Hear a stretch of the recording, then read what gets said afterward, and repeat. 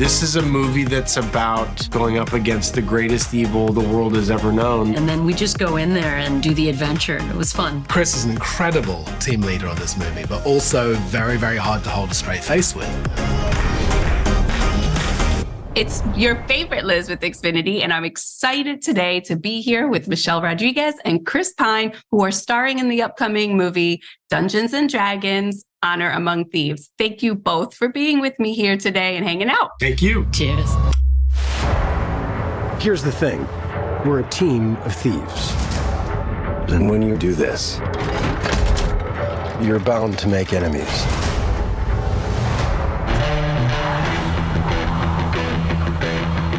Truth be told, we help the wrong person steal the wrong thing. We didn't mean to unleash the greatest evil the world has ever known. But we're gonna fix it. So how do we pull that off? We'll be ready.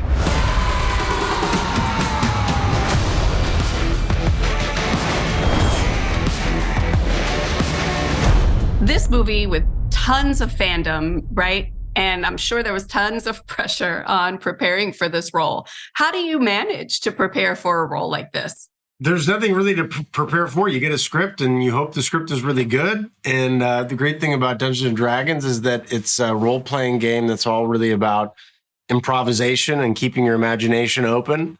And just like any campaign that you sit down to with your friends, you're given a bunch of context, criteria, places, people, things, obstacles, and then you go and play. For me, there was a little bit more physical involvement. Like I had to gain 15 pounds of muscle and all that. But aside from that, I'm with him on it. You know, they build this amazing world. They're like the dungeon masters, John and Jonathan, and then we just go in there and do the adventure. And it was fun.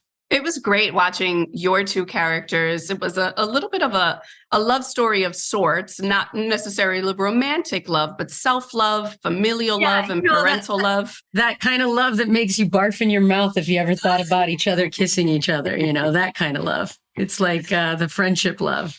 It was so good. And it was so good to watch and refreshing that we didn't necessarily need to see a romance between the two characters.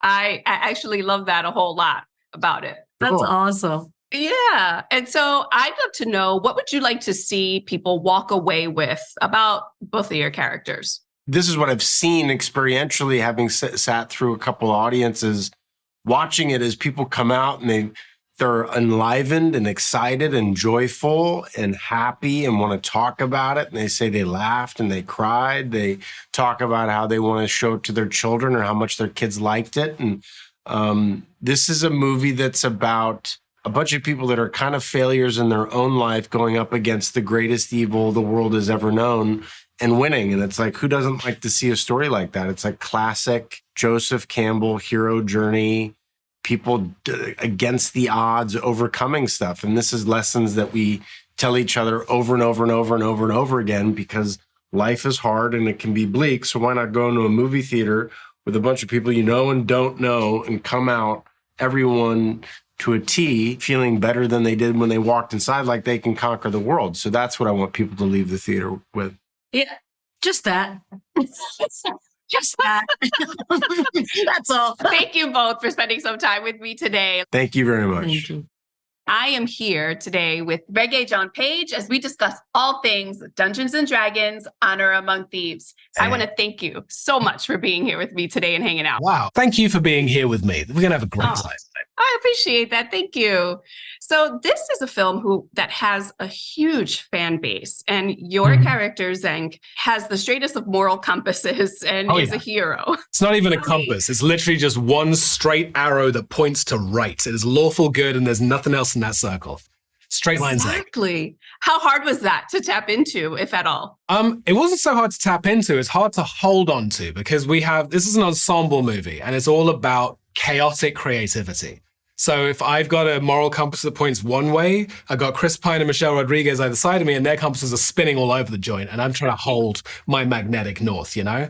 But that's the spirit of the movie. It's about seeing how unexpected you can make these scenes with the strength of an ensemble cast like that. These guys are all so smart and so sharp. Chris is an incredible team leader on this movie, but also very, very hard to hold a straight face with. And so the answer to your question is it was difficult but joyous. Oh, I love that. There's a word we don't use very often, joyous. But honestly, that's what the movie's about. It's about living in your joy. It's about going off and having this wild fantasy adventure, about making it more fun because your friends are there and they bring things that you would never expect. It's about not winning easily because it never goes to plan, but it's not about going to plan. It's about working it out with your friends and your found family. And it's about living in your joy, you know? I love that. Thank you so much. And I really appreciate you being here with me today and hanging out. No, likewise. The feeling's very mutual. Thank you so much. You take care. I'll see you again. Bye-bye. I am here today with Sophia Lillis and Justice Smith. Hi, guys. Thanks for being here with me today and hanging out. Thank you for having us. Yes, thank you. I'm super excited. I'm going to be honest and say that I'm not usually a fantasy genre type of enthusiast, but after seeing the movie, I am so hooked. I loved how well your two characters played along with each other. It's a little bit of a love story. So tell me a little bit about how does one get prepared to play a role like this? I mean, it's Dungeons and Dragons. Yeah, it's intense. I mean, it has a really strong fan base too, so you want to make sure you're doing it right. And me and Sophia get along really well, I think. So it made an interesting romance on screen. A lot of times you forgot to do that. I didn't forget. Yeah, you did. No, I did not. I remember there's an outtake, the little outtake where you're like, sorry, I forgot that I wasn't supposed to be in love with her or something. That's funny. I was like really kind of hurt. Oh no, I'm sorry, Sophia.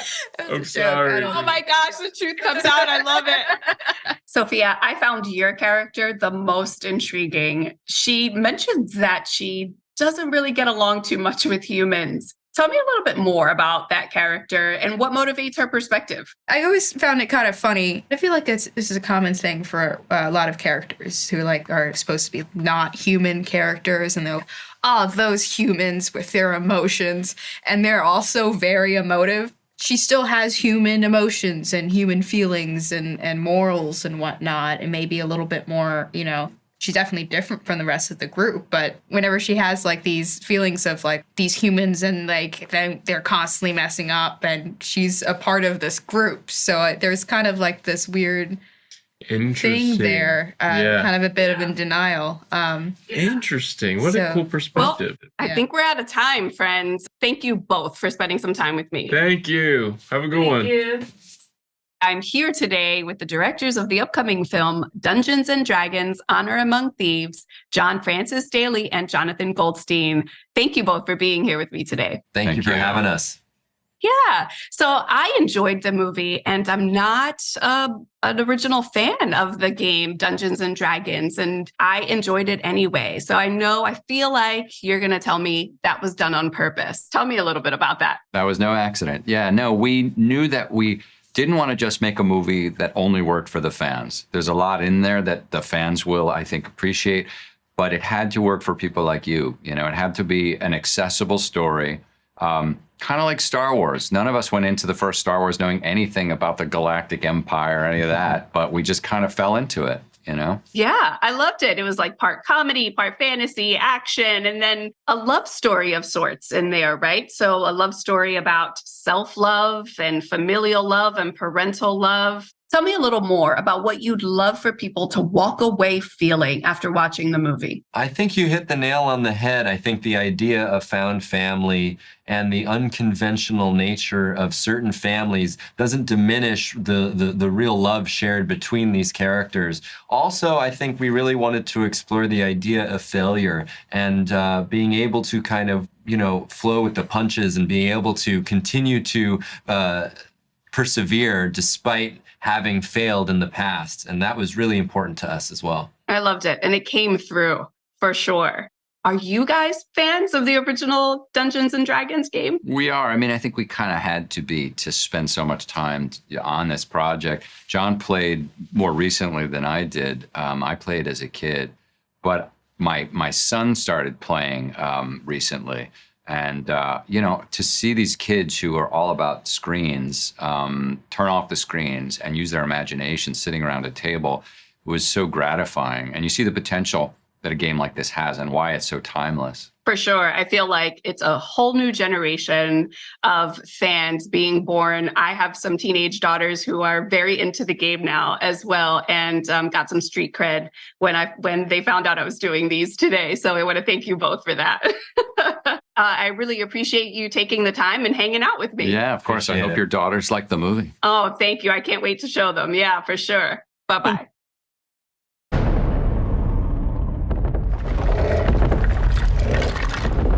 What is that?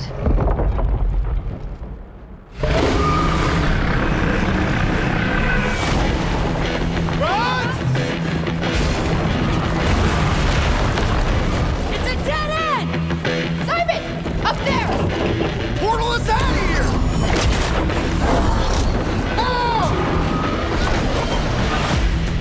here! We're facing the greatest evil the world has ever known.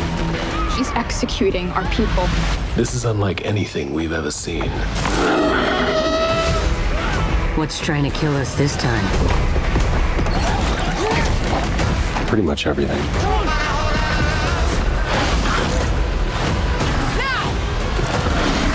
The magic is on a whole other level. We're outmatched. How are we gonna defeat them? I know what to do. I can ask corpses 5 questions and then they go back to being dead. Perlamon tergatis. Maybe I'm not saying it right. Yuck. Wonderful. Were you killed in battle? Yes. Great. 4 more questions, right? Yes. No. That wasn't for you. Did that count as a question? Yes. Damn it. Only answer when I talk to you, okay? Yes. Why did you say okay at the end of that? I didn't. Fantastic. Where's the shovel?